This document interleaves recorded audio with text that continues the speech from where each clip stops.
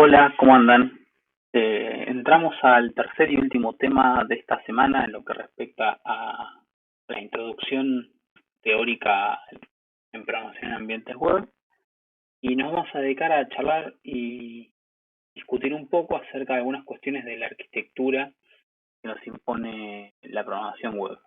Cuando nos referimos a arquitectura, estamos hablando de un conjunto de restricciones y formas de operación que nos impone el protocolo HTTP y las implementaciones de este respecto de cómo son realizadas las operaciones de recuperación de recursos y cómo son procesadas tanto del lado cliente como del lado servidor.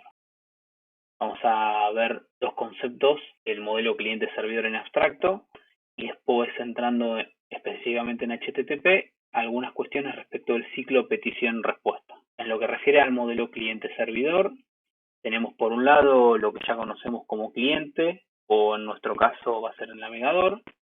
En segundo lugar tenemos el web server, que hace de servidor de aplicaciones. Allí lo que tenemos es que el agente activo de este modelo, que es el cliente, inicia la comunicación a través de una petición y el servidor web va a procesar dicha petición y elaborar una respuesta. Vamos a tener dos componentes y en esta materia lo vamos a dividir de forma bastante tajante. Tenemos por un lado todo lo que refiere al frontend, que son aquellas tecnologías y procesos que se ejecutan en el cliente. Por otro lado, tenemos lo que se conoce como tecnologías de backend, que es todo aquello que va a estar vinculado a lo que suceda del lado del servidor. Hay un tercer término que se pueden llegar a encontrar en la industria, que es full stack relacionado a front-end developer o back-end developer. El full stack developer es lo que las organizaciones requieren para aquellos perfiles que sepan tanto frontend como backend. Obviamente también hay perfiles especializados solo en frontend y hay perfiles especializados solo en backend. Son carreras posibles dentro del mercado laboral. En cuanto a lo que se conoce como tecnologías de frontend, tenemos por un lado HTML, CSS y JavaScript como las tres tecnologías principales: estructuración de datos, presentación de la información y comportamiento de interactividad con JavaScript. Van a escuchar hablar de otras tecnologías de frontend, por ejemplo TypeScript, Angular, React. En realidad tecnológicamente representan avances, pero no introducen conceptos nuevos. Por ejemplo, TypeScript es un lenguaje que al final del día es traducido o compilado a JavaScript. Y Angular y React son librerías que generan un modelo de programación orientado a eventos o reacciones, pero que dichos componentes que integran esas librerías están enteramente programados en JavaScript y hacen uso de los modelos de eventos que vamos a ver en esta materia. Nosotros no vamos a llegar a estas tecnologías por una cuestión de tiempo y enfoque, pero no representan conceptualmente cosas nuevas respecto de las tres tecnologías de base, como son HTML, CSS y JavaScript. Por el lado de las tecnologías relacionadas con el backend, acá nos vamos a encontrar con un escenario un poco más familiar, donde lo primero que hay que definir es un entorno. Los tres más conocidos de tanto desarrollo como de despliegue de aplicaciones en producción pueden ser Linux, Windows o Mac.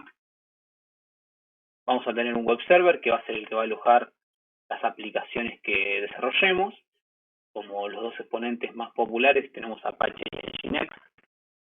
Por otro lado tenemos un lenguaje de programación. En la materia vamos a usar PHP, pero elecciones válidas son Java, Python, Ruby. Y por otro lado, y para finalizar, tenemos las tecnologías de persistencia.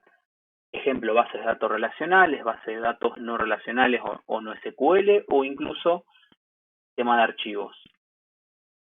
Respecto de qué implica ser programador en backend, en este modelo cliente-servidor, la realidad es que se puede programar tranquilamente en backend sin enterarse demasiado de cómo funcionan el protocolo HTTP y los servidores web, por algo que decíamos en el tema anterior, de que los web servers implementan de forma desacoplada HTTP de la lógica que programan los desarrolladores.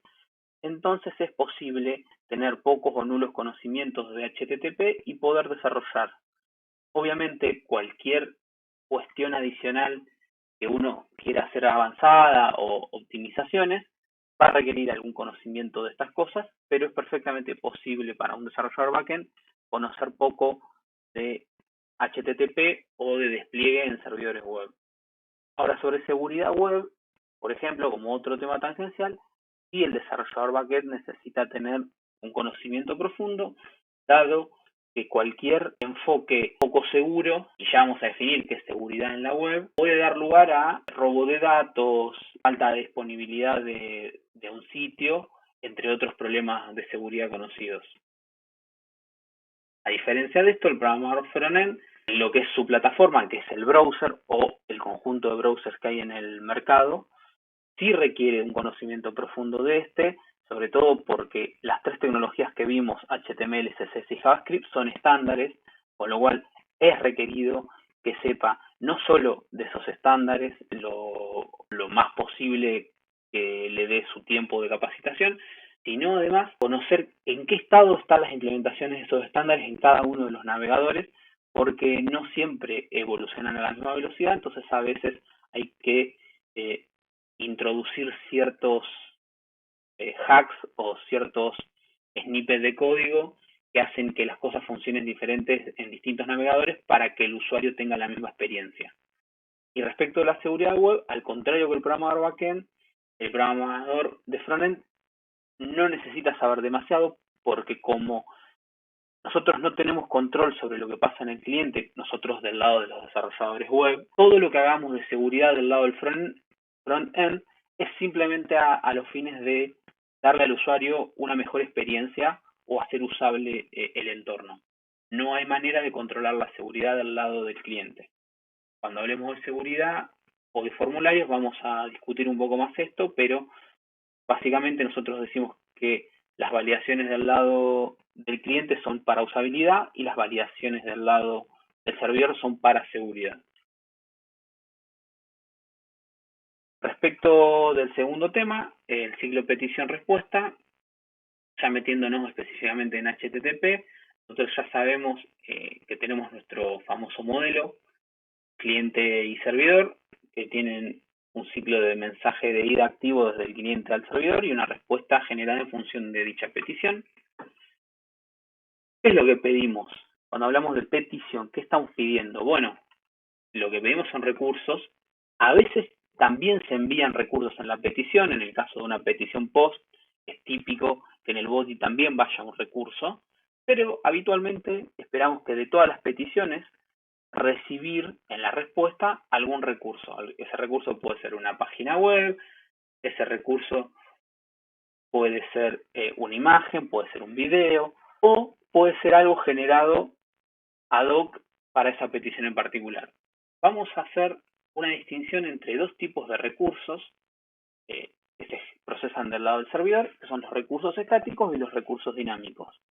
Los recursos estáticos son aquellos recursos que el servidor entrega al cliente tal y como existen en su sistema de archivos. Por ejemplo, hay una petición que solicita una imagen, la imagen existe en el sistema de archivos y está disponible para ser enviada al cliente. Lo único que va a hacer el web server es copiar y transmitir los bytes de esa imagen al cliente que lo solicitó. Por el contrario, si estamos en presencia de algún script o programa que se encuentra de alguna forma desplegada en el servidor web, lo que va a tener que hacer el servidor es localizar dicho recurso, ejecutar el script o programa, y dicho script o programa es el que va a definir cuáles son los campos de header de content type, cuál es la salida que va a generar, y en función de eso transmitir bytes que es esperable que cambien de petición a petición o en base a algunas otras variables de entorno. Cuando el recurso es generado ad hoc, cuando se realiza la petición, decimos que estamos ante recursos dinámicos. En cambio, cuando el servidor ya existe, lo único que hace el web server es copiarlo, decimos que estamos ante recursos estáticos. Acá tenemos un ejemplo de una petición de varios recursos. En general esperamos que en este ejemplo son todos recursos estáticos pero bien podría suceder que en el caso de algunos de estos servidores, el recurso se esté generando cuando llega la petición. Por ejemplo, es esperable que el servidor de publicidades no entregue siempre la misma publicidad, sino que en base a información del usuario, información del sitio, información que se envía en la petición, entregue una imagen u otra. No hay manera desde el lado del cliente de averiguar si un recurso es estático o dinámico, por más que sea una imagen, por más que sea un archivo CSS o incluso HTML, porque no tenemos manera de definir si el servidor ejecutó un programa y devolvió ese contenido o lo generó en base a la ejecución de un script. Lo único que podemos determinar nosotros desde el cliente es el tipo de contenido que viene a través de la cabecera Content Type. Es el trabajo del servidor web y del desarrollador de aplicaciones determinar cuáles de sus recursos son estáticos y cuáles recursos son dinámicos. Entrando un poco más al ciclo petición-respuesta, tenemos la cuestión ya hablada anteriormente en el repaso de que decimos que HTTP es un protocolo sin estado y vamos a discutir un poquito más qué implicancias tiene esto. Cuando hablamos de que es sin estado, decimos que las peticiones no están relacionadas entre sí. Es decir, yo como servidor web recibo una petición y la proceso. Cuando recibo una segunda petición, la proceso y no tengo manera y no me preocupa como servidor averiguar si esa petición tiene que ver con la petición recibida anterior o no tiene que ver, más allá de que uno pueda empezar a inferir, vienen de la misma IP, vienen del mismo puerto del cliente, entonces puedo asumir que es la misma pestaña del navegador. Ninguna de esas asunciones deben ser hechas porque el cliente puede estar trabajando de alguna forma que nosotros no tengamos contemplada. Entonces, para nosotros, cada petición y la respuesta generada es autosuficiente. No necesitamos de otras peticiones o no necesitamos hacer una trazabilidad para responder esa petición. Ya vamos a ver que esto trae algunas consecuencias y cuando lleguemos a la parte de sesiones de usuario, mucho más adelante en la materia, vamos a averiguar cómo sí podemos implementar un mecanismo por sobre todo esto para generar una relación entre diferentes peticiones de clientes. Por otro lado, que sea sin estado, el ciclo petición-respuesta me impone un comportamiento particular en cuanto al uso de memoria en el servidor. Cuando hablamos de uso de memoria, hablamos de la memoria de trabajo, la memoria RAM. Yo lo que espero es que cuando recibo una petición, esta se procese, genere las estructuras de datos, las conexiones a base de datos o al sistema de archivo que sean requeridas, que la respuesta sea armada. Una vez que la respuesta es armada y enviada al cliente, el servidor web va a destruir ese proceso y eliminar de la memoria todas las estructuras de datos relacionadas con ese proceso. Cuando llegue una segunda petición, va a necesitar generar estructuras nuevas y en el caso de necesitar reutilizarlas, las va a tener que generar de nuevo. Obviamente esto tiene un impacto en el rendimiento y es posible que muchas veces se puedan implementar mecanismos que ayuden a reutilizar algunos de estos recursos entre una petición y otra, pero son optimizaciones del modelo. El modelo en sí impone que cada petición genera su propio proceso, genera sus propias estructuras de datos, su respuesta, toda la información en memoria es eliminada. Y por último, las peticiones no tienen dependencia. Esto significa, yo recibo una petición y está relacionada con la primera parte, esa petición es autosuficiente. Es decir, no necesito esperar una segunda o una tercera o una cuarta petición para procesarla completamente. Eso significa que no hay dependencias entre las peticiones. Para terminar, mostramos un ejemplo de una petición dinámica desde el lado del servidor web. El navegador o browser genera una petición, es recibida en el servidor, en este caso la imagen dice Apache, podemos cambiar Apache por cualquier otro web server. Lo primero que tiene que hacer es, a partir de la petición recibida, definir cuál es el script que debe ejecutar. En este caso es un script que se llama Hello PHP, que se encuentra en el sistema de archivos, genera un proceso que surge a partir de la ejecución de ese script. En este caso el script podría consultar una base de datos y va a generar un conjunto de salidas por la salida estándar que en el caso del ejemplo es código HTML generado a partir de la interacción con la base de datos y ese HTML conforma el cuerpo o el body del mensaje de respuesta que es devuelto al browser. Con esto damos por cerrada toda esta cuestión de petición-respuesta y todas las implicancias que tiene para el desarrollo web.